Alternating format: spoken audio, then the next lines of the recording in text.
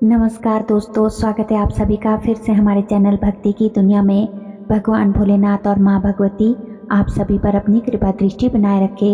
दोस्तों, जीवन में कई बार ऐसा समय आता है जब भक्तों और साधकों की आस्था और धैर्य की कठिन परीक्षा होती है। यह समय इतना कठिन लगता है कि व्यक्ति अंदर से पूरी तरह टूट जाता है और उसका विश्वास डगमगाने लगता है।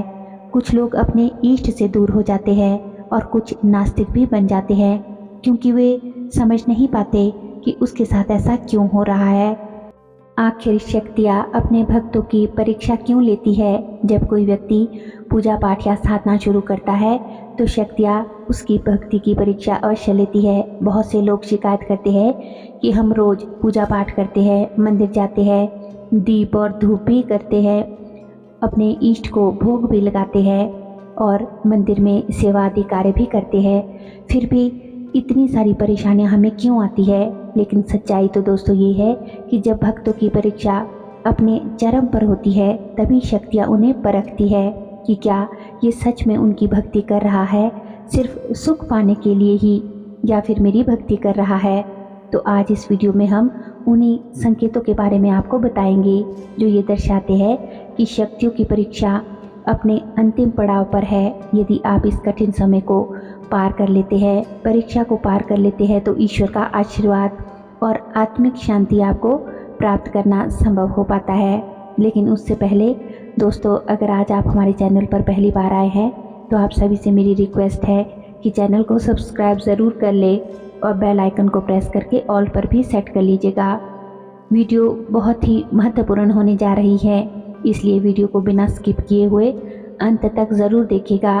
वीडियो पसंद आए तो वीडियो को लाइक करें, कमेंट करें और ज़्यादा से ज़्यादा अपने दोस्तों और रिश्तेदारों के साथ शेयर भी करें। तो चलिए वीडियो में देरी न करते हुए आगे बढ़ते हैं। दोस्तों, जब शक्तियाँ या माँ या आपके इष्ट देव की परीक्षा का जो सबसे पहला संकेत होता है कि दुखों की चरम सीमा, जब भक्त की परीक्षा अपने अंतिम चरण में होती है तो जीवन में दुख भी अपने अंतिम चरम सीमा पर पहुंच जाते हैं। ऐसा लगता है कि इससे अधिक कुछ भी बुरा उनके साथ नहीं हो सकता। आप सोचते हैं कि आपकी किस्मत सबसे खराब है, लेकिन ये शक्तियाँ द्वारा जो परीक्षा ली जा रही होती है उसका अंतिम पड़ाव होता है। जो व्यक्ति इस कठिन समय को बिना हार माने पार कर लेता है उसके जीवन में आगे केवल सुख ही सुख आता है। दूसरी चीज़, विश्वास का डगमगाना।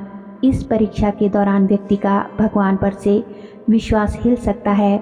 आपको लग सकता है कि भगवान कुछ नहीं है और आपकी जो सारी भक्ति है वो व्यर्थ में चली गई है।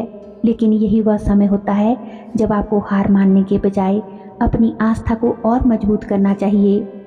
तो कैसे पार करें इस परीक्षा को? यदि आप इस कठिन समय से गुजर रहे हैं तो समझ लें कि यह आपकी अंतिम परीक्षा है। आपकी छोटी मोटी परीक्षा तो पहले ही हो चुकी है, अब ये आपकी सबसे बड़ी वाली आखिरी परीक्षा है। इसे पार करने पर ही आपको अपने भगवान का आशीर्वाद प्राप्त होगा। तो दोस्तों, यह वही समय है जब आपके हार मानने की बजाय अपनी आस्था को और मजबूत आपको करना है। यही आपकी सच्ची जीत होगी। शक्तियाँ जब किसी भक्त की परीक्षा लेती है तब वह हर संभव तरीके से उसे परखती है। यह परीक्षा आसान नहीं होती, बल्कि जीवन के हर पहलू में कठिनाई लेकर आती है।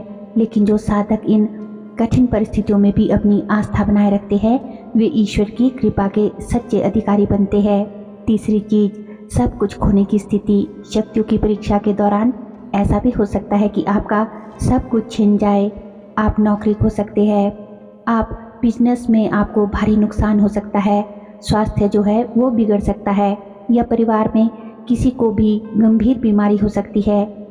इन हालातों के बीच व्यक्ति सोचने लगता है कि मैंने इतनी भक्ति की फिर भी मेरे साथ ऐसा क्यों हो रहा है। लेकिन दोस्तों, यह परीक्षा का ही एक हिस्सा होता है।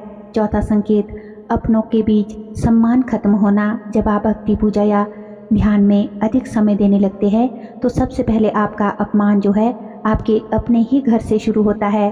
परिवार के लोग जैसे माता पिता, आपके भाई बहन या फिर आपका जीवन साथी, सब आपके प्रति नकारात्मक हो सकते हैं। वे ताने मारते हैं और कहते हैं कि इसका कोई काम नहीं है, ये बस पूजा पाठ में लगा रहता है। रिश्तेदार भी आपको आलसी समझने लगते हैं और कहते हैं कि तुम व्यर्थ जीवन बिता रहे हो। छोटे भाई बहन भी आपसे दूरी बनाने लगते हैं क्योंकि उन्हें लगता है कि आप सामान्य जीवन नहीं जी रहे हैं। इस समय आपको अपने अस्तित्व पर संदेह होने लगता है। आप सोचते हैं कि भगवान, मैं इस घर में क्यों हूँ? मेरा सब अपमान करते हैं, मुझे मेरा जीवन व्यर्थ लगने लगा है। परंतु दोस्तों, यह याद रखिए कि यह सब जो है भगवान की परीक्षा है। वह देखना चाहते हैं कि क्या आप इन परिस्थितियों में भी अपनी भक्ति जो है वो बनाए रखते हैं या नहीं। यदि आप इन तानों और इन उपेक्षाओं से विचलित हो गए तो आप परीक्षा में असफल हो सकते हैं। अगला 5वां संकेत है सांसारिक सुखों से मन हट जाना। शक्तियों द्वारा ली जा रही जो परीक्षा के दौरान एक और महत्वपूर्ण संकेत ये होता है दोस्तों कि आपको संसार की कोई भी चीज़ अब आकर्षित नहीं करती। अच्छा भोजन, सुंदर कपड़े, धन दौलत, इन सब से आपका मन हट जाता है। आपको इन चीज़ों में से कोई खुशी नहीं मिलती क्योंकि आपका लक्ष्य केवल ईश्वर होता है। आप अपनी भक्ति साधना केवल भगवान को, उस शक्ति को पाने के लिए करते हैं, ना कि किसी सांसारिक लाभ के लिए। परंतु याद रखें कि इस समय कई साधक कमज़ोर पड़ जाते हैं और वे सोचने लगते हैं कि अब बहुत हो गया, अब मैं ध्यान साधना नहीं करूँगा, ना ही दीप धूप जलाऊँगा, ना ही अब कोई पूजा करूँगा। तो दोस्तों, यही असली परीक्षा है। यदि इस कठिन समय में आपने अपनी पूजा साधना छोड़ दी तो आप परीक्षा में असफल हो जाएंगे। इसीलिए किसी भी परिस्थिति में आपको अपनी पूजा भक्ति नहीं छोड़नी है, अपनी ध्यान साधना नहीं छोड़नी है, अपनी भक्ति को, ध्यान साधना को बनाए रखना है। 6वां संकेत, आपको अपना जीवन व्यर्थ लगने लगता है। भगवान की परीक्षा के, माँ भगवती की परीक्षा के अंतिम चरण में साधक पूरी तरह टूट चुका हुआ महसूस करता है। आपको लगने लगता है कि मेरा जीवन अंधकारमय हो गया है, कोई मुझसे खुश नहीं है, मेरा कोई अपना नहीं है, मैं क्यों जी रहा हूँ। आपको ऐसा महसूस होता है कि ना तो आपके काम बन रहे हैं और ना ही आपको ईश्वर की अनुभूति हो रही है। नकारात्मक विचार आपके मन पर पूरी तरह हावी हो जाते हैं। लेकिन दोस्तों, यही आपकी परीक्षा जो है अंतिम पड़ाव होता है। अगर आप इस समय हार मान गए तो आपकी सारी साधना व्यर्थ हो सकती है। परंतु यदि आपने इस कठिन समय में भी अपनी आस्था अपने इष्ट पर, माँ भगवती पर बनाए रखी, तो यह आपके जीवन का सबसे बड़ा मोड़ बन सकता है। इस परीक्षा को पार कैसे करें, ठीक है, तो उसके लिए धैर्य बनाए रखें। यह समय भी बीत जाएगा, लेकिन आपको अपनी आस्था बनाए रखनी होगी। अपनी भक्ति को जारी रखें, चाहे कितना भी कठिन समय आए। अपनी पूजा साधना को बिल्कुल ना छोड़े। नकारात्मक विचारों को त्यागे। समझे कि यह शक्तियों का एक तरीका है आपको परखने का। सच्चे भक्त की तरह डटे रहे। जब परीक्षा खत्म होगी तो ईश्वर की कृपा आपको अवश्य मिलेगी। ईश्वर की परीक्षा कठिन होती है, लेकिन यही वह समय होता है जब आपको खुद को मजबूत बनाना होता है। यदि आप इन परीक्षाओं को पार कर लेते हैं तो जो शक्तियाँ हैं वो आपको साक्षात दर्शन देती है, उनकी कृपा आपको अवश्य प्राप्त होती है। तो दोस्तों, अगर आप भी इस दौर से गुजर रहे हैं तो हार मत मानिए, यह आपकी जीत का समय है। शक्तियों की परीक्षा अपने चरम पर जब पहुंचती है तो समझ लीजिए कि यह उनकी ओर से आपको मजबूत और धैर्यवान बनाने का तरीका है। यह कठिन समय आपको परखने के लिए आता है ताकि आप सच्चे अर्थों में माँ भगवती के, अपने ईष्ट के, अपने भगवान के करीब पहुंच सको। 7वां संकेत, अकेलापन और आत्मनिर्भरता।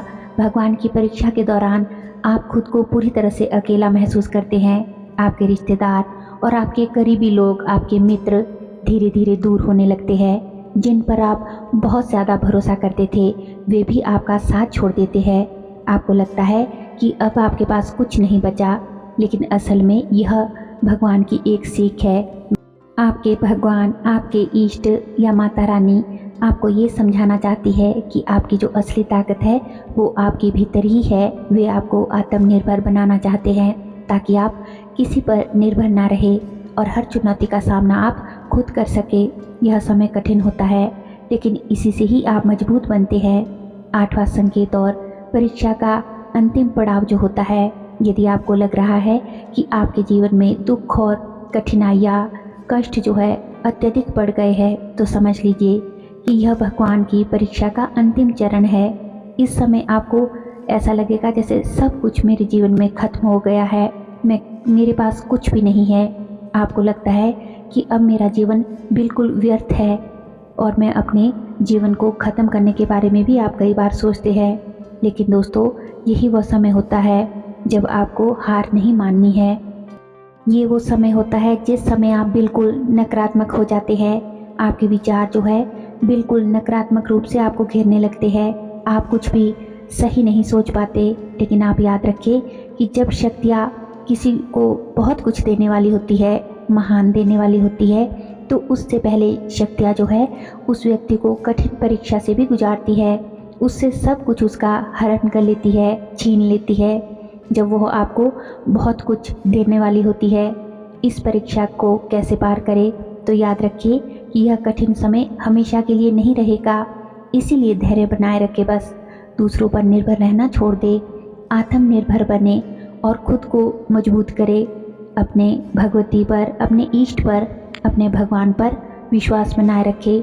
चाहे कितनी भी मुश्किलें क्यों ना आए, नकारात्मक जो विचारों से आप दूर रहे। दोस्तों, अगर आप इस परीक्षा को पार कर लेंगे तो और अधिक मजबूत बनकर बाहर निकलेंगे। यह परीक्षा जल्द ही समाप्त होगी और इसके बाद सुख और सफलता आपको ज़रूर मिलेगी। कुछ समय बाद आप खुद अपनी सफलता की कठिन यात्रा की कहानी जो है दूसरों को सुनाएंगे और उन्हें भी प्रेरित करेंगे। इसीलिए कभी भी हार मानकर परीक्षा में फेल ना हो। यदि आप इस परीक्षा में पास होना चाहते हैं तो परीक्षा से बिल्कुल नहीं घबराए, डट कर इस परीक्षा में बने रहे। सारे जो कष्ट है, तकलीफ़ें हैं, उनको सह ले और धैर्य रखे और आप इस परीक्षा को ज़रूर पार कर पाएंगे।